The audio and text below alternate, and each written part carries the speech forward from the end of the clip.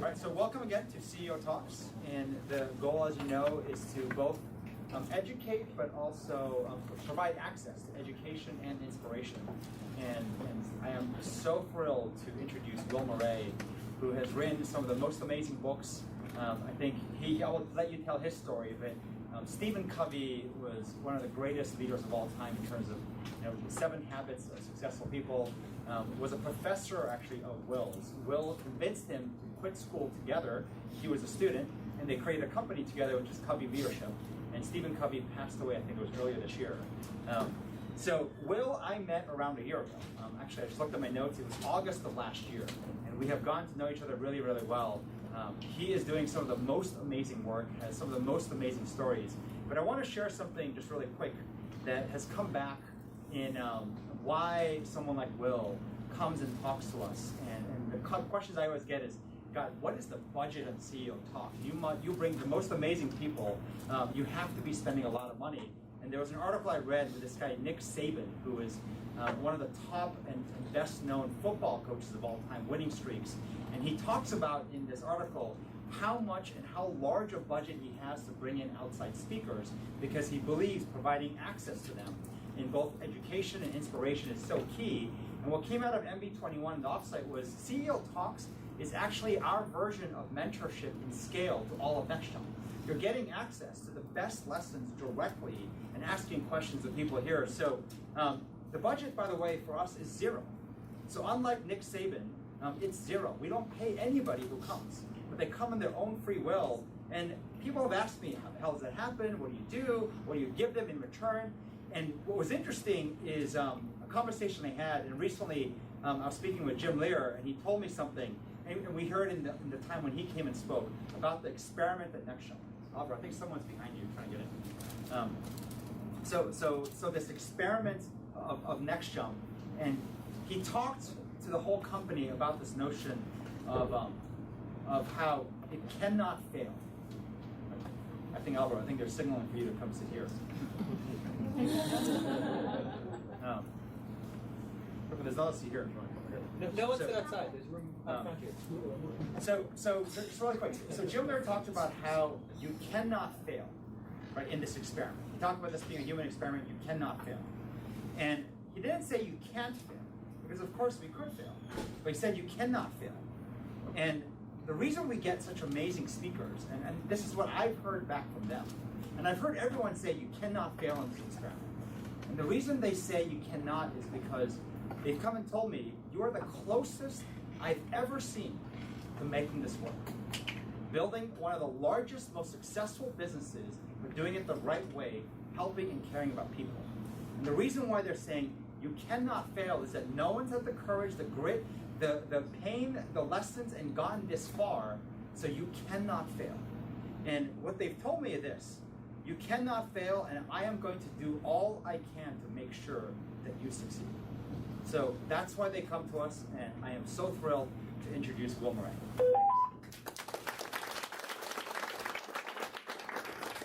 Jim is a really good friend of mine, and I absolutely agree that you cannot fail. All right? Don't you dare fail. So, as you can tell, I'm like 150 years old. So I've had a lot of experience about what doesn't work and does work. And what I'm going to do is tell you maybe 4 stories. And they're true stories of my life, and they're the most important lessons I've learned. So if I get hit by a bus when I walk out, I'll be satisfied that I've told my story. So this is like my last lecture. And I want to acknowledge people in foreign areas, including the Republic of San Francisco, as well as London.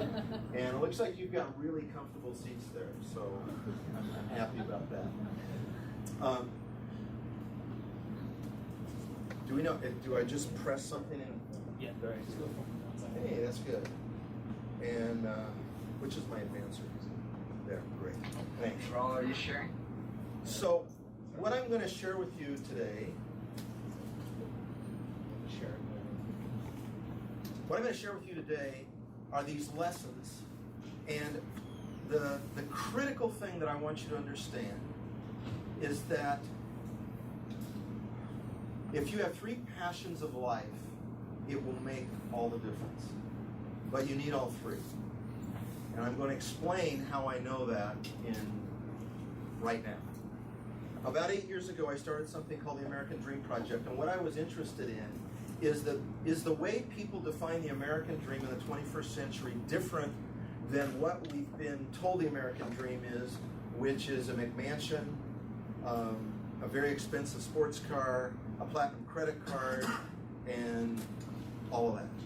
Is that what it still is? So I went on a tour of college campuses. I spoke to a lot of alumni associations of schools like Harvard and Northwestern and so on and so forth. And I got into sort of town hall discussions about what the American dream really meant. And what it quickly got to is, well, the dream is to pursue our happiness as we define it. Our happiness as we define it. That's the dream. And the dream is no longer a materialistic dream. People always want what they can't get. So obviously, people coming out of the Depression, people coming out of World War II, the security of a material life was really important, so it was a huge dream. For people of today, they want more than that. It's not like people don't want that, but they want more than that, and settling for that is not what they want. Yet we still live in a culture where most of the leaders come from a different era. They come from my era. And so the expectation is that your dream is their dream, when in fact your dream is not their dream. And I don't just mean people at Next Jump. I mean, I went all over the country. There was a PBS special that was filmed on it. And I can only tell you that what people want is more than stuff.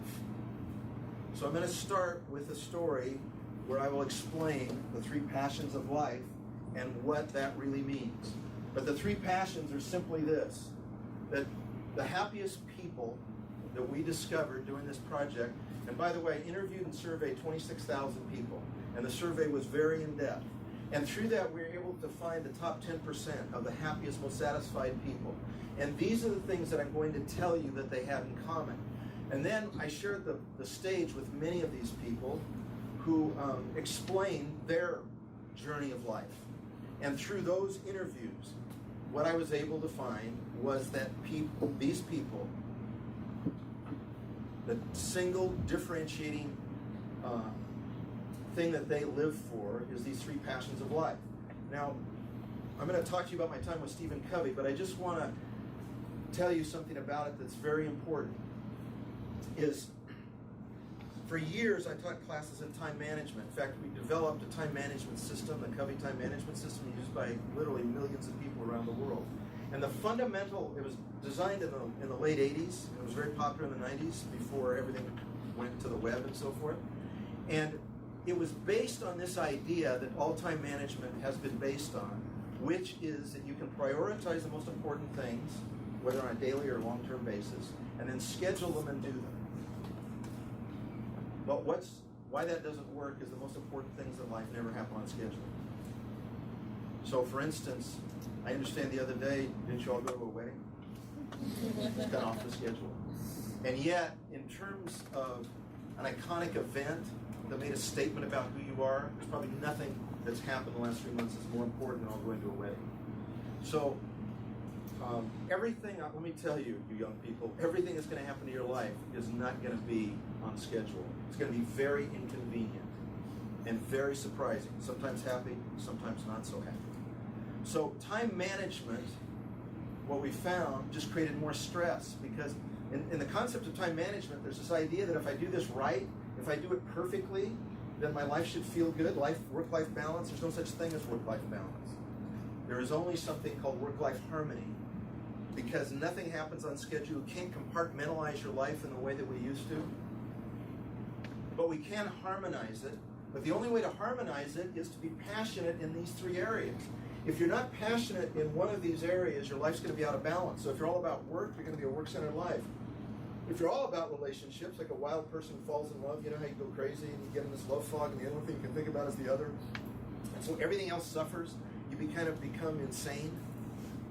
So that's imbalance for love. We all hopefully have experienced that from time to time, but if it's a permanent condition, it's not very productive. And at the same time, if you're not passionate about something in your life other than work or other than love, you'll become a sad and boring person. And you won't have anything else in your life that absolutely engages you at a level of passion unless you feed it. And so the people that were happiest had these three things. And you see, a passion has a gravitational force. In other words, it's always asking you to engage. So if you love your family, it has a gravitational force. So when you're home, you want to spend time with the family. It isn't something you have to schedule, it's something you want to do. If you're estranged from your family, then it's something you want to avoid. But if you're passionate about a relationship, you're trying to find time for it. If you're passionate about a hobby or an interest or something in your life, which I'll explain more in a minute, you're always looking for time to do that. And so when you imagine you have this sort of nucleus of energy and you have these three forces that are going around in a circle, and they're all create equilibrium by creating their own energy. You see what I mean? You can't schedule that. These are three passionate things you want to do, you want to engage in. So that's what I found out the happiest people in our time in this life do. So my story, my personal story, starts off when I was 25. I was married with a kid. I was broke. I was living with my parents. My brother came home wearing these flip-flops. Back then we called them thongs. We can't call them thongs anymore. It means something different. We used to call them thongs then, but now they're called flip-flops. And he came home with these flip-flops, and as you can see, they were made from layers of rubber, neoprene rubber, and they were the softest thing in the world. Back then, you can't even imagine this. In 1975, there were no Nikes. They were just starting. Only the people in Oregon had Nikes. Everybody else had things called Converse All-Stars that had very little padding. And shower sandals or flip-flops were very cheap, and they ripped apart, and they weren't very good. My brother came home, and I said, "Where did you get those?" And he said, "Oh, they're made." I grew up in a little town called Avila Beach, California, and it's a tiny little village. And he said, "There's a guy in a barn, a condemned barn. He's making these, handcrafting them on a sander, and he's got a bunch of. He's a hippie. He's got a bunch of hippies helping him. He doesn't even pay them money. He just buys groceries, or is a commune making these sandals." And I said, "Well, how's he doing?" And he said, "Well, he's really going crazy.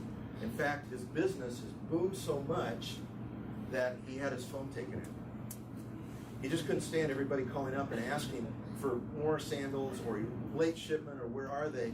And he gets stoned every afternoon because he can't stand it. This is true. He can't stand it. So I'm a businessman. So I said, what an opportunity. Didn't have any money. So I knew somebody who worked for him, a kid. And I asked the kid if they would help me negotiate a deal. And my deal was this. It was about $10,000 in debt, which to him could have been $1 million. I said, I'll come in and take over the company. I'll pay you $1. I'll take over your debt, and I'll pay you a royalty, because he saw himself as a designer. Once we start making 700 pairs of sandals a day, I'll pay you a royalty of 6%. Now, I never thought we'd get to 700 pairs of sandals a day, right? But I knew he'd never sign a legal agreement, so I just put it on a sheet of paper, one sheet of paper. He signed it, and we had to move out of the condemned building. We moved to a plywood building. It wasn't condemned. And we started making sandals. Now, here's the story. They just took off like wildfire. We were making 800 pairs of sandals a day, literally in months. I promised I'd lease him a Porsche. Unfortunately, I talked him into getting a Vanagon instead. So everything was, if you've never been involved with a fad, it's hard to imagine how good it is. But let me just tell you, the first Christmas that we ran Beachcomber Bills, we were shipping sandals all over, including Madison, Wisconsin, the University of Wisconsin is. There's like 5 feet of snow on the ground. We'd ship packs of sandals, 156 sandals in a pack. At this one mall, the store got a shipment at 8:30. They closed at 9. 8:30, they opened the box to start to stack. They put them on a display to start to stack the sandals. And by 9 o'clock, they were sold out of 156 pair. People were buying them, even didn't fit them. That's how crazy it was. And when you're in that, you think you're amazing. So I got to speak. I went to Tavern on the Green to speak about how smart I was to this whole marketing association. The thing just continued to grow, and by the second year, we were up during the season of making 4,000 handmade sandals a day during the spring. I had 200 college kids round the clock. And then in 1978, there was a recession, and all the money dried up. Foreign competition came in. Really cheap foreign competition. Taiwan was the place where it came from. That's how old I am. That was cheap foreign competition. That's where it came from. And all of a sudden the business began to shrink. And we had no ability to increase our lines of credit. And then I had a partner, and the partner wanted to make girl shoes, teenage shoes. Because girls buy a lot of shoes. 14-year-olds are very fickle. And so he brought in a shoe designer and designed these shoes. And they were really cool looking, but we couldn't make them. And he went out and got $500,000 of orders to sell. But we could not make them. They were just way too complicated. They needed a really shoe factory, not a sandal factory. I never wanted to make girls' shoes. I wasn't interested in that market. I was a surfer. I wanted to make surf sandals. I wanted to be Quicksilver. I didn't want to, as before Quicksilver was. That's what I wanted to be. But my partner he knew he could make money. Now listen to this. He knew he could make money selling shoes to 14-year-old girls. I just never really wanted to do that. And we couldn't do it. So we went broke. We went so broke, we were too broke to go bankrupt. Have you ever heard of such a thing? In other words, we had zero assets. All the equipment had been moved out into a parking lot because we didn't pay our rent and rusted in the rain. The company had no liquidation value, zero. I had to go in and be interrogated by attorneys who would just say, "How could you be so stupid?" And I said, "I'm only 28." But I'll never forget, going out into that parking lot. Imagine the pavement being wet and all this equipment rusting, where this business just went down the tubes. And this is the lesson. We pretended that we could really make girls' shoes, but we couldn't. And as I was sitting in that parking lot, this is what came into my head. Never make a promise you can't keep. Because that fundamentally destroyed the business in a bunch of ways. It really took their eye off the ball about what we really were and what we were really about as an enterprise. So that's the first lesson. So let me tell you the next lesson, which is a lot happier. So as Charlie said, I went to a seminar given by Stephen Covey, a college professor, called 7 Habits of Highly Effective People. I actually it was after the Beachcomber Bills fiasco. I spent 5 years living by my wits trying to do consulting and support my family. And it's amazing once you have the badge of a spectacular failure, how many people want to listen to you. And so I was able to do some consulting, and I learned a lot during those 5 years. And I was sitting in a session by Professor Covey in the LA Marriott on this subject matter. And nobody at that time had heard of Stephen Covey except for what I would call local fans. He was 50 years old. At the end of the session, I came up afterwards and I said, "I want to take you out of the classroom and into the board." And I had no idea what I was talking about. I had no background in training. In fact, corporate training at the time, this is 1981, was a tiny, tiny business. And he said, "Who are you?" Which is a great thing to say to me. And I wrote him, this is no exaggeration, over the next 8 months, I wrote him every week about what I was learning about the training business and how we could do this. And over that period of time, he began to trust me. By the way, I talked to him twice on the phone. All the rest of the time was just a secretary. For 8 months, I was writing another bit, just keeping myself alive doing consulting while I was writing these letters and doing research. Finally, I talked to a fan, a raving client. It really wasn't a client, he was a business owner who had heard him speak many times, a member of the Young Presidents Organization. And he said, what we'd really value is not just a one-off speech, but what we'd really value is if I could bring my team together and you could bring other teams of executives together, and maybe 25 of us would get in a room for half a day a month. That's what I'd value. So I called Steve and I said, I think we have a business plan, because neither one of us had any money to do this. He had a family of 9 kids. If you have 9 kids, you have no money. No matter how much money you make, you have no money. So he said, well, it sounds interesting. I'll put the curriculum together. And I said, well, I'm moving up there. And he said, well, I can't pay you. I said, that doesn't matter. I'm going to find another client that will pay me. And I had a yellow station wagon, Oldsmobile station wagon. They don't even make Oldsmobiles anymore. I had 3 kids by that time.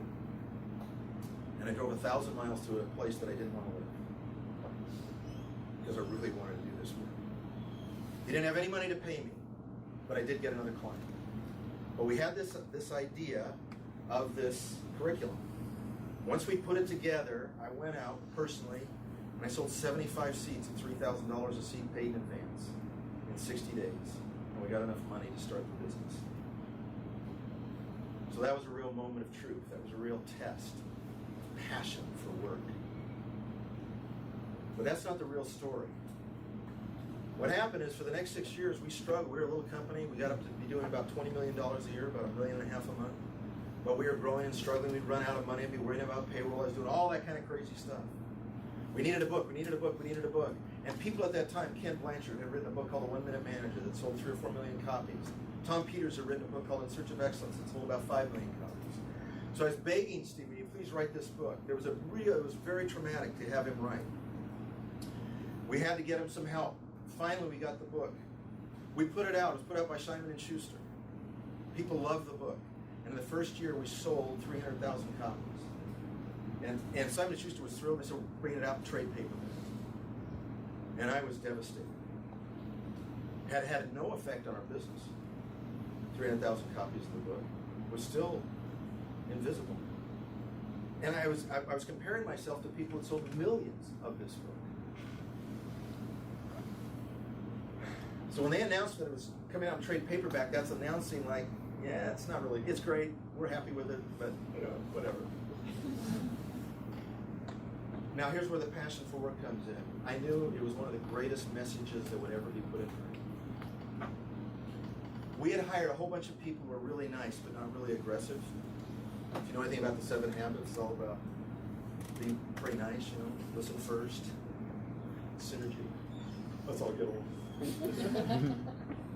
So I went out and recruited a guy who was a fan who was a take no prisoners sales animal. In fact, his background was selling the worst product in the world, which are timeshares, which is inventing value where there is no value. And he just talked like that. I mean, he could have been a hood ornament on a car. Okay. And nobody in the company wanted to hire him because he's not one of us. Just way too crazy aggressive. So I actually had to rent an office in another building, an adjacent building, because the antibodies in our own company were so great. And I said to Greg, what are we going to do? And Greg had been really successful at getting lots of people in the room to sell timeshares to, because that's what you have to do. You have to talk to like 1,000 people to sell one. So, you've all been accosted, like, how would you like to come to our free thing and we'll, grind on you for a while? He was that guy. So he hired a team of 2 people who do nothing but full-time PR in the book, and we treated it as if we had never launched the book. And he said, what we're going to do is we're going to have to do a Covey over America tour. We're going to go into concert halls that have like 3,000 seats. A lot of these are like symphony halls. We're going to go to 17 cities in 90 days. And we're going to give everybody, we're going to sell seats, we're going to give everybody a book. Because this book is so great, if we can just get the critical mass of people reading it, it will be successful. Now, at the time, I had to bet the company on it because they needed a boiler room. We had to hire 20 people who would work the phones, talking to businesses because we had to sell in bulk, and we had to call businesses to see if they'd send their people for 3 hours to do this. This is like old-fashioned guerrilla, crazy marketing. We had no money. We were on the ragged edge. And so what I had to decide in that moment of truth is, was I willing to go all in? And it wasn't even a decision. I had that much belief in what we were doing. By the time we got to the 6th city, the book had just started to go like this. By the time we got to the 12th city, I always said if I got on an airplane, because I was traveling on airplanes a lot, and I saw 7 people reading the 7 Habits, I know we'd reached critical mass. Well, what happened is doing all that in a very concentrated period of time made it a huge bestseller.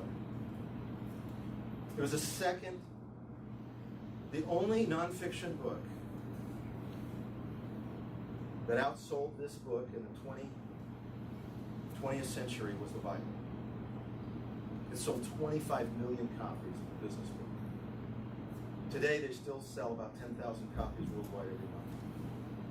It's still normally a top 10 business book. So, what the lesson was,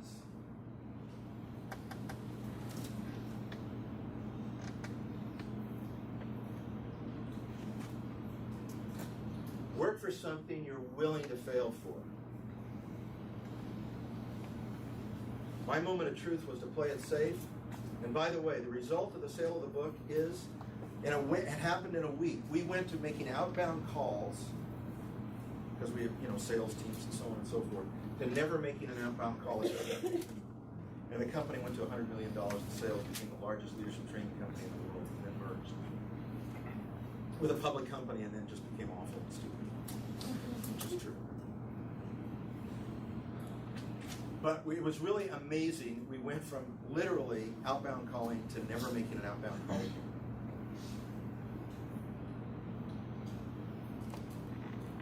Passion for work means that you're so passionate about what you're doing, you're willing to risk failure for it. Okay. Now, in your organization, you kind of know this as the Stockdale paradox, or tenacity. But here's how I experienced with all this research the American Dream Project. The top 10% of the people in our research study were really successful at things they really wanted to be successful at. Some are really successful financially. Some are really successful at starting nonprofits and doing amazing things, schools for homeless, and all kinds of amazing things. But more successful than other people who were trying to do the same thing. And what they had is the most unusual gift in the world. They had this gift of having a vision, a clear vision of what they wanted to do, and they had the strength to ask, what's the truth of my situation right now? What's reality? No excuses. And then what they did is something what I call rational passion. Rational passion is putting all your energy into something in a way that makes sense. So the thing I did with Greg, with Covey Over America, it was pretty crazy, hiring a bunch of people in a boiler room, all housed in a different office because our culture couldn't tolerate it. But it was highly rational. We really had a plan. We had a way to measure results, and we kept learning very quickly. So where most people are frozen is they have no vision. In other words, they just go to life in kind of whatever way. The phrase I hate the most is, it is what it is, when it's about vision. The only time to say it is what it is when you're facing the truth, and then to say, what am I going to do about to change what it is? And you've got to be passionate but rational, not reckless. Now, in our study, 100% of the people who were at this high level of success with life satisfaction, this is the way they approach life. This was the software of their thinking in every area of their life, whether it was relationships, their personal life, their personal finances, whatever was going on, this was the formula. So there's one formula for success. It's to have a vision of your future self. Where are you going to be working 10 years from now? How would you describe your most important relationship 10 years from now? How would you describe your lifestyle 10 years from now? It doesn't have to be a detailed plan. Plans don't work, but visions are very important. And then you ask yourself, am I making progress? What do I need to do differently? Now, at 13, I went to a fish market in Avalon for the first time I saw surfing. Two college kids surfing, never seen it before live. Immediately at 13, I had a visceral response. I've got to do that. I've got to do. So I went home and told my parents, I've got to surf. And they said, well, what does that entail? Surfboard, how much is that? $80. So my dad said, I'll give you a matching grant. You earn 40 and I'll give you 40. Awesome, Dad. So I did all kinds of odd jobs and so on and so forth and got my 40 bucks. And as the summer rolled around, I went out and got my first surfboard. The first time, the very first ride I had, it was called a Shark surfboard.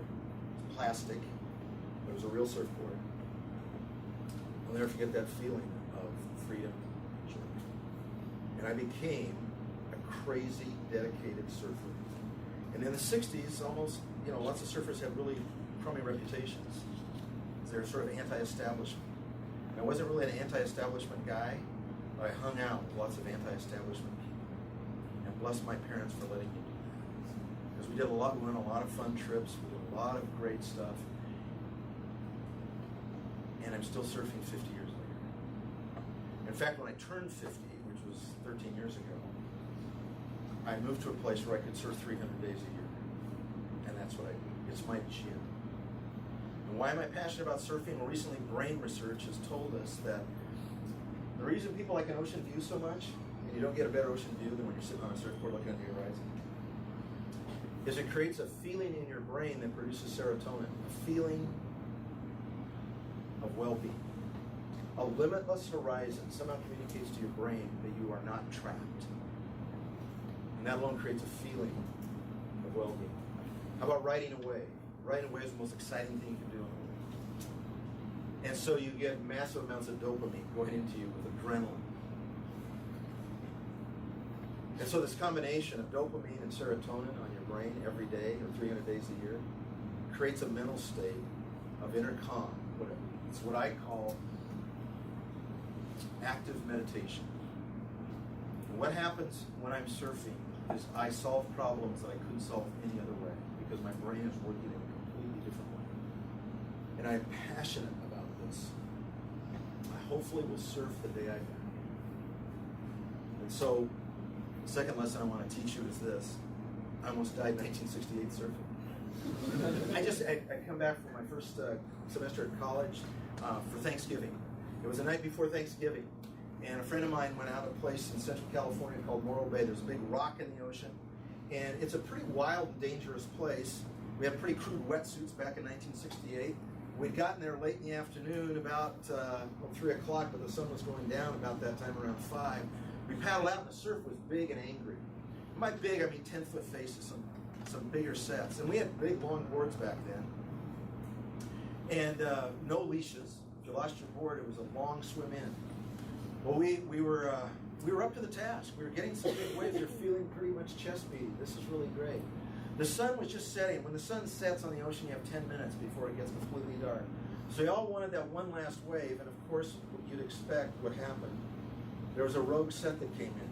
That means a set of waves bigger than anything we'd ridden that day, and it was pretty far out on the horizon. In fact, it was out beyond where the rock was on the shoreline. That's really far out. And we both started paddling like crazy. Danny on his stomach, I was on my knees.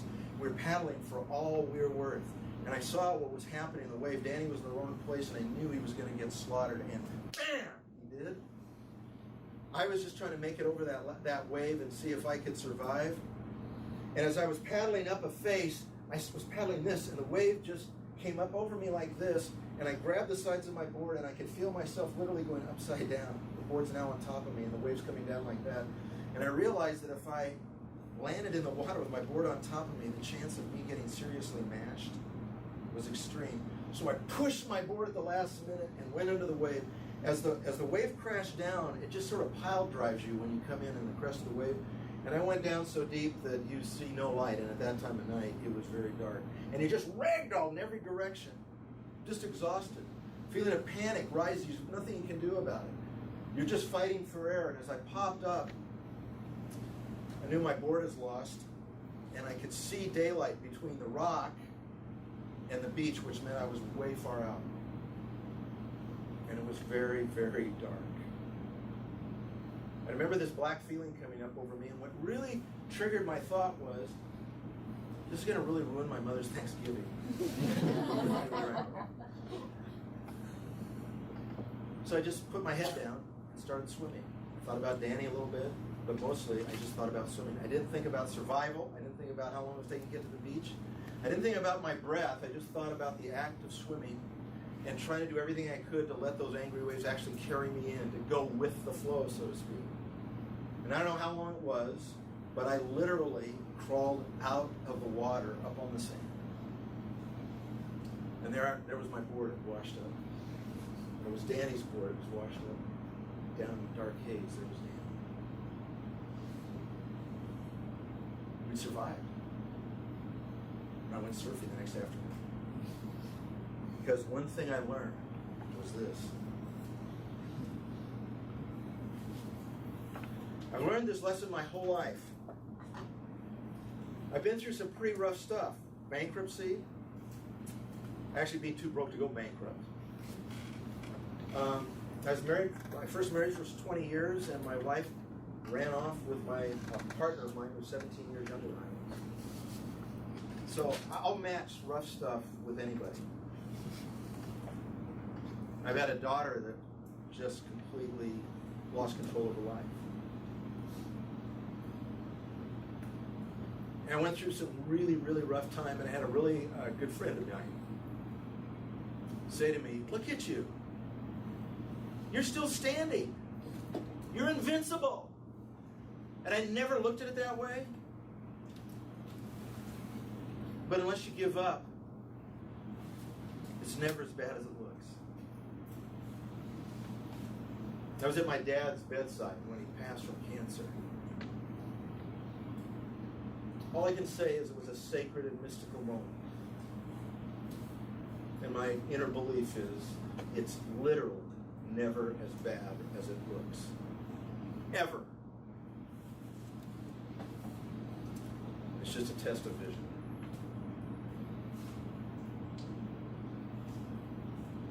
Now, this is just the only slide I'm going to show you about, because I help people get to acting on rational passion. And so I just want to let you know how to find rational passion inside you. Rational passion has 4 dimensions. The first dimension is talent. In other words, whatever situation you're in, the way out or the way up is through your talent. It's what you're naturally good at because it's what you get the greatest return on effort.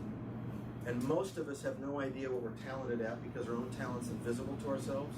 We think everybody's good at what we're good at. So we tend to diminish our own talent and only work on our competencies. We work on our competencies, which are not our talents. They're things we can do with a lot of effort because it seems right that we'd have to apply effort to get good at something. So an example is with a lot of effort, I can actually do some QuickBooks stuff, but I'm really not talented at it. And so getting really good at QuickBooks is a waste of my time. But the way out is always through talent. The reward, what creates passion, is intrinsic reward. In other words, you do it for the sake of it. You do the work for free if you could. In other words, if all jobs paid the same, this is the job you would choose. Rational passion demands and uses the uniqueness. You know, we're all really quirky. There was a book written several years ago called Everybody's Normal Till You Get to Know Them. It's kind of the way hiring works. When your unique way, your unique style of doing what you do is valued and creates value, it gives you so much energy, so much more passion. And finally, if what you're doing helps you evolve to be a better person, a more capable person, so you can be your best and do your best, this is what sustains passion. Now you'll find, now this seems obvious in a work setting, but if you're looking for an interest like surfing, the question is, does your interest pull this from you? If you're looking at a relationship, the question is, does that relationship pull this from you? In other words, we're all talented in loving in our unique way. And do the relationships that we have really value the talent for loving that we individually have? So are all things that we do, of the major things in life, intrinsically rewarding? Or do we do them simply out of self-discipline? It's not enough if it's only out of self-discipline. So let me conclude with the most important lesson of my life. It happened about 13 years ago, and a college professor in my neighborhood came back from a trip in Europe. Or it was a sabbatical, actually. And he was kind of a boastful guy. He's 10 years older than I was, and just, you know, a chest beater. He used to arm wrestle students in class. Just one of those guys. I just thought he was just, you know, 6 feet of pure amazing. And so he said, hey, I stopped in Zermatt on my way back from my teaching, and I saw the Matterhorn, and I'm going back next summer to climb it. You want to come? But he didn't say you want to come. He said, you want to come? You know, it's that old aging bull, you know, when you don't know if you still got it, and then you're challenged by another aging bull. What do you do? And I'm looking at him, and I think, you're climbing the Matterhorn? And I'm thinking Disneyland. You know, that's my idea of the Matterhorn. And I say, yeah, climb it. It was like a year from now. That's not a problem. And he said, yeah, I got an idea. Why don't you ask that son of yours? What do you call him? Fun boy? Yeah, fun boy. He's 15, right? Yeah, he'll love it. It'll be a bonding experience. Yeah, get fun boy. He said, who's your business partner, your best friend, Chris? Yeah, Chris. Yeah, get him too. Get him. We'll make it, all 4 of us. We'll go climbing. It's gonna be great. So, the next year, I figured I got a year to get prepared. The next year, I do absolutely nothing. I mean, I go on hikes. I didn't even look at the Matterhorn on, Google or anything. I didn't look. I was just busy. So we get the trip planned. It's for August. I got plenty of frequent flyer miles, so we end up in Geneva. Rent a car. I've still never seen the Matterhorn. Not for real. Anybody here been to Zermatt? Yeah. So I've never been there. We get there and you have to go up on this little train. You get out and it looks like Walt Disney built the place, but it isn't Disneyland. Because you walk up and you can't really see it till you get to this church. And then you walk up, that's what I saw. Now, this picture was taken at a little different time. This was in May when I went back. And there was much less snow. There was only snow on the very top in August. But when I saw it, I never had this experience with my knees shaking. I just saw it and I just felt small. And I just said, there's no chance. This is easy. This is an easy decision. I'm not passionate about it. Doesn't make use of any of my talent. This is way overwhelming for me. There's no way. So I go back and I find fun boy. His name's Adam. I say, Adam, hey, did you see that? It's pretty funny, huh? Dad, it's great. He's 15, so he's got the judgment of a 15-year-old. It's gonna be awesome. It's not gonna be awesome. There's no way I can do that. There's no way I want you to do that. Let's do a sort of a Heidi thing, and we'll just sort of go through. There's fields and grass. Track, it'd be cool. Dad, there's guides. Let's go talk to the guides. I know we can do this. So we go into this place. There's a little sort of shack place where there's guides, and all the guides are like they're Swiss and Austrian and pretty serious people. So I asked one. I said, it looks really dangerous. I've never really done any mountain climbing before. I said, how bad is it? And he says in his best sort of Austrian deal, he goes, last year, 23 died. So I just turn pivot and I'm out of the closet. And it's okay, case closed. Adam comes running back to me and he says, Dad, after you left, he said, nobody's died with a guide. In 25 years, nobody with a guide's died. I said, well, that's like a slogan. There's got to be money involved. So I go back in, and sure enough, there was money involved. And sure enough, at least that's what they claim, and he sounded pretty official. So I said, well, is there any way that I can figure out whether I could actually do this or not? He said, yes. We have a retired guide, and he'll meet you tomorrow at this tram, and you'll go up on the Riffelhorn. Practice. So the next morning, there's a guy. I'd asked, how would I know him? And he said, oh, you can't miss him. And then he's got the felt hat and a feather, and he's like 6'8". And so his name is Paul. He says nothing to me. Jew. Yes. We go. And then, so we go up to the Riffelhorn. Riffelhorn is like nice and grassy. You get up to this top of this ridge, and then it's just straight down with all this limestone rock, jagged out. And he doesn't even have a modern harness. He's got this like rope deal that he's got with one little buckle that he created like in 1947. And he ropes me up. My eyes are like this big, and he just goes down. It's not really great coaching, right? So he lets me down about 200 feet. And then he says, hi! Well, I don't know how to even get up. And he says, bleh, bleh. Well, this ledge is like an 1/8 of an inch thick. So I'm searching my way up, just sweating like a dog. And all the time he says this repeatedly. Dance on the rock, dance on the rock. I'm scared. That's sneer. So as I finally make it to the top, back to where he is. He's just standing there, just standing. I swing my leg up over the ledge, and I look up at him. And the Matterhorn's right behind me. And I said, so what do you think? He crosses his arms, and he just looks at me and says, doubtful. So that is proof. This is not going to work. No passion for this. So I go down on the gondola. There, Fun Boy is waiting for me. That was great. Now his anticipation is so fantastic, and we had planned to go to the little shop where you rent all your gear. And gosh, she just has eyes like Bambi.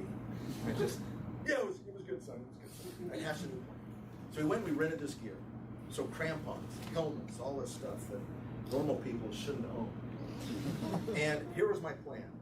The next morning we got up and we went by gondola and then hiked in to this place called Hornley Hut. There's a climbing hut that you spend the night before you make the final ascent, which is 5,000 feet. The whole mountain is just under 15,000 feet. That last 5,000 feet is pretty. So my plan was that I was going to get up in the next morning, send Adam off with George and Chris, and say, "I'll be here, son. This is my Matterhorn." You know, because I got to ride it when I got there. And but I'll be here. I'm on the mountain with you. That'll be enough. And I knew he would hate it. I knew he would feel betrayed. I couldn't sleep. And I went outside that night. There was a full moon, which illuminated the mountain. Thank you very much. And I just said, I can't do this. I can't do this. I can't do this. And then the thought came to me, what can I do? And in that moment, I felt the heart of my son. And I just thought, I can try. And what changed is, although I had no passion for the summit, I had a passion for him. 3:30 in the morning, Tommy, my guide, wakes me up. I stand up, he looks at me and he said, "You will do well." Okay, that's the first positive feedback. Hey, put on our helmets. They were having raw bacon and burnt toast, a nice Swiss breakfast. I said, "No thanks, I had a power bar." We went, we started to climb right here. Immediately we're on fixed ropes. And it's harder than I thought, much harder than I thought, because you're always engaged with this mountain 100% of the time. There's no hiking. You're always climbing. And so within minutes, my quads are just screaming. Within 20 minutes, I keep thinking, I can't do this. I can't go. I've tried. I can't. And then that voice came back to me and said, "Well, what can you do now?" And just like my surfing incident, I said, I can put my footsteps in the footsteps of my guide. And all I'm going to do is focus on that process. Just like all I was going to do was focus on swimming. Wow. Just after dawn, we got to the weather hut. The weather hut's right up here. It's about 2,500 feet from the summit. Now this is where everybody just sort of relaxes. So I'm laying in this dirt and I'm drinking 2 bottles of water, big liter bottles. And I am just, hey, I have climbed the Matterhorn. I mean, who needs a summit? This is great. Now my son's taken off ahead of me. Chris is taken off ahead of me. George is still laboring his way up. Oh my God. And I'm just so proud. My guide comes around the corner and says, "We go now." He didn't ask. Interesting. How you doing? Do you want to go further? You're looking good. None of that. Just that positive expectation of, we go now.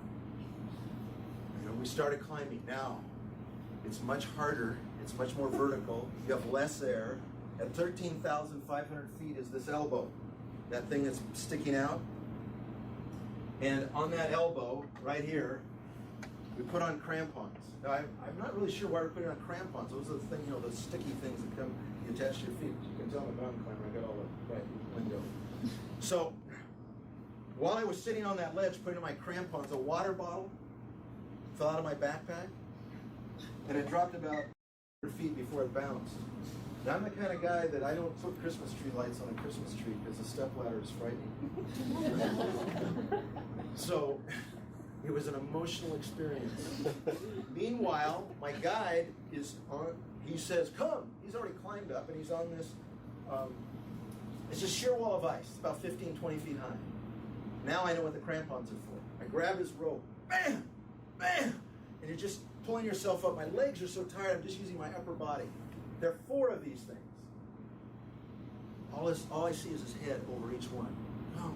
Now finally, when you're beyond that, it's all in this area. You get, this is about 600 feet from the top, and it's a permanent glacier. And I'm beyond feeling. There's a part of you where you exert yourself so much, there's so little air, that you don't have any inner voice anymore. There's no voice talking to you. All you have is this core will. And I saw these depressions in the snow, and I just put my footsteps in those footsteps. When I got about 75 feet from the top, there was my best friend Chris and Funboy.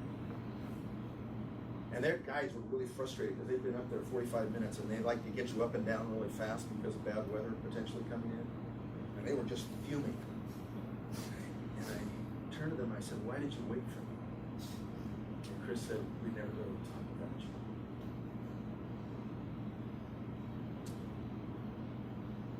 Those are the greatest words a person can ever hear.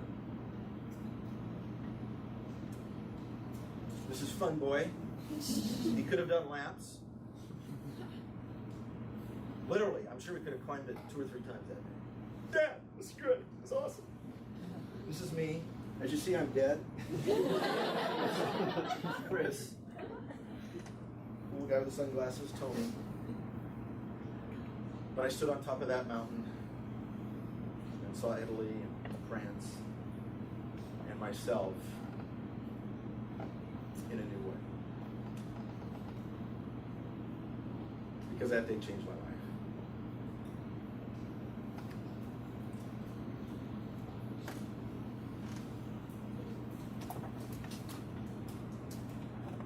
The only reason I was on that mountain was because I was passionately in love with my son. And I still am. And his family and kids.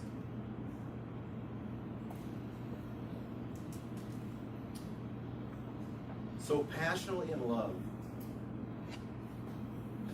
I was willing to do the impossible. Because the other thing I learned was that none of us have any idea what we can do. That was so beyond any possibility. I know that. So, I'd just like to conclude with this, that what my fondest hope for you is that you discover the secret of life and live it in your life, which is to have a passion for your work, something in your life, some interest that's a passion for play, and above all, a passion for love. Because it will take you every day to where you need to be the most. Now, I've just written a book that is a lot about these secrets, and it has actually 8 habits you can do every day. You'll recognize a lot of this from the Human Performance Institute, where I've been on the advisory board for years, and a good friend of Jim's. And you'll see that there's more in store for your life than you would ever expect. So I want to thank you very much for listening to me today on this rainy day in New York, and I wish you the greatest success and happiness. Anybody else?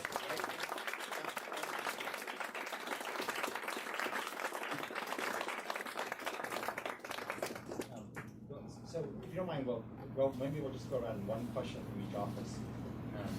San Francisco, do you guys have a quick question? If you don't, you're okay to move on as well.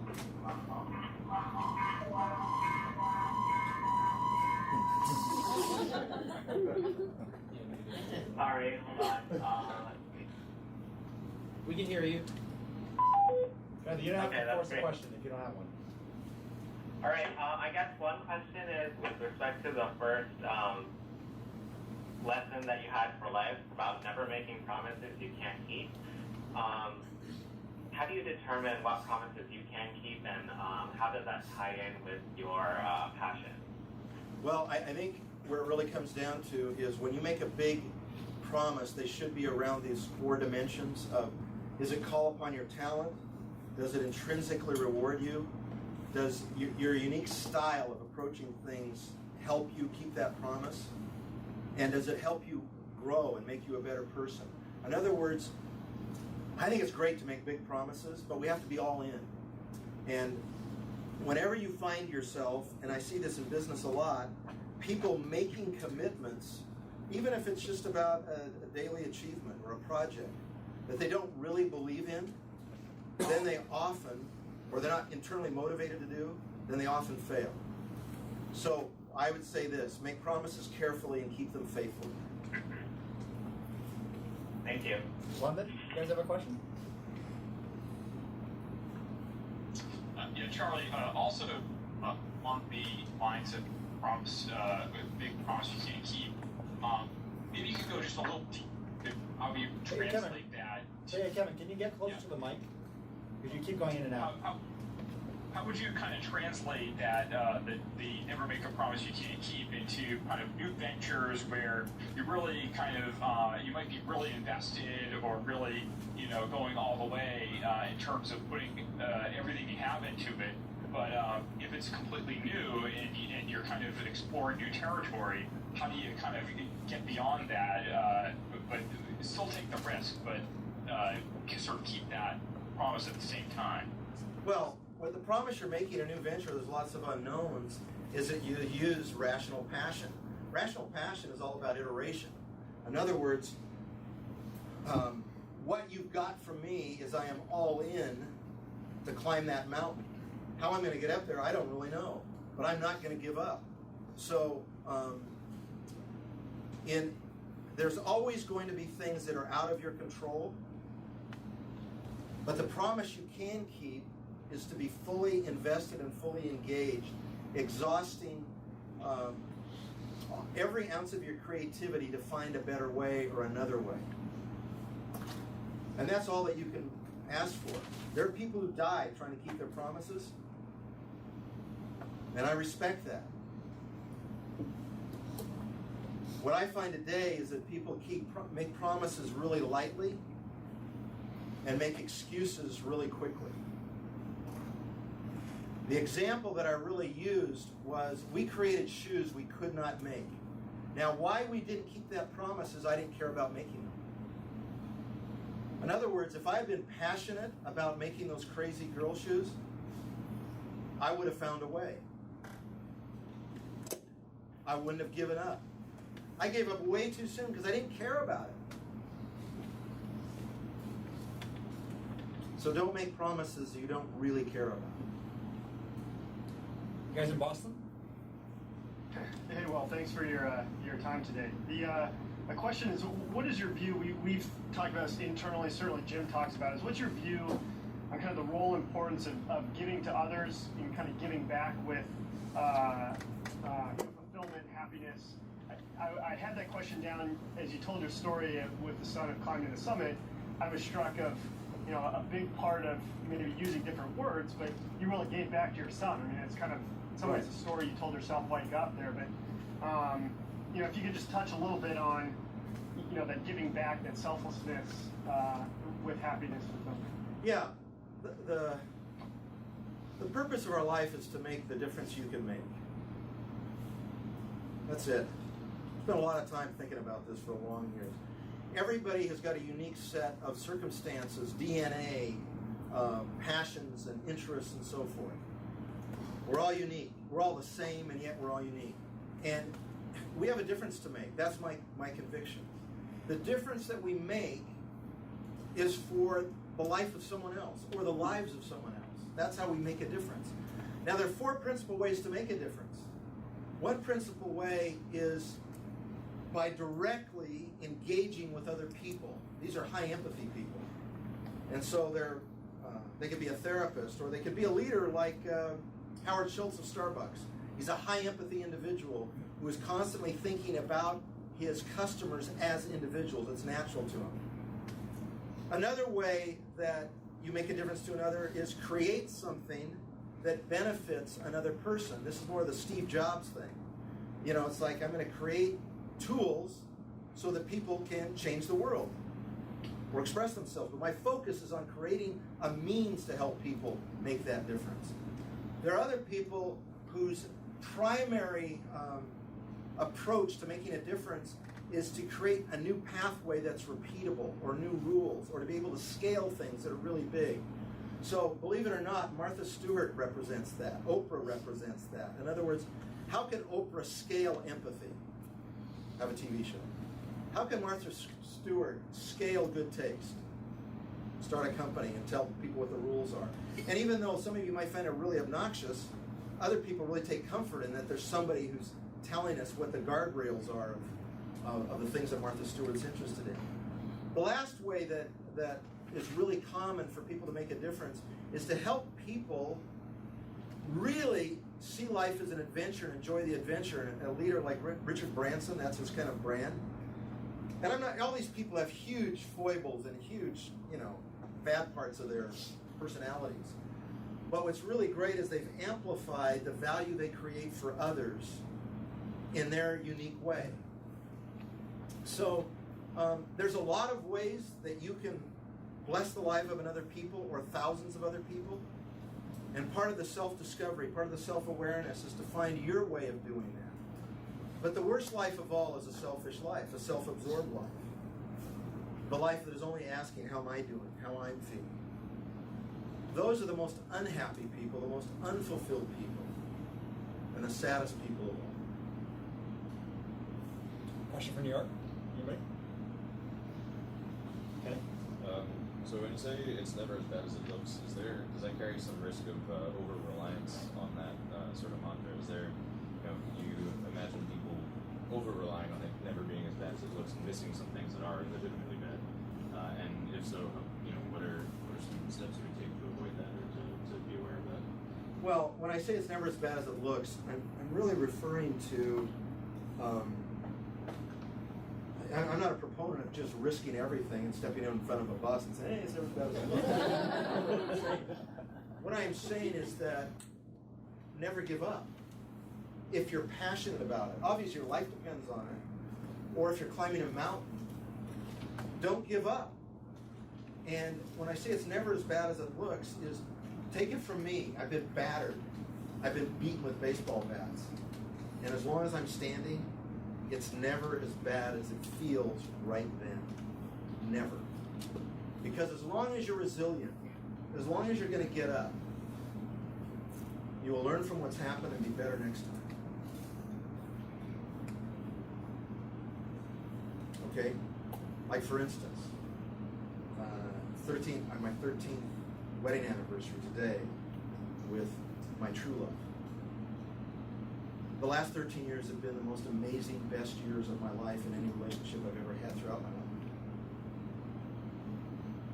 Did I feel that way when I found out about my first wife? It was bad. It was very bad. It's never as bad as it looks. Just don't give up. Don't give up and don't give in. Take it from me. Thank you, Al.